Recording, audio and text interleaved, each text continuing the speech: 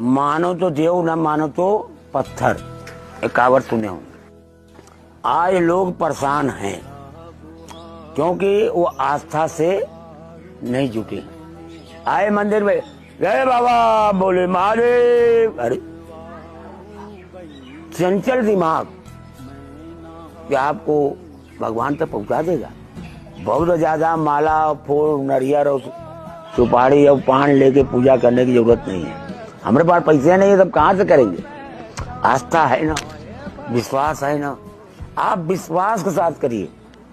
एक दीपक जलाइए और शरीर जो माता का स्वरूप है, बाबा भोलेनाथ हो या गंगा हो, उसको ध्यान, एक दीपक उठाइए नहीं, जला के उसको ध्यान करिए।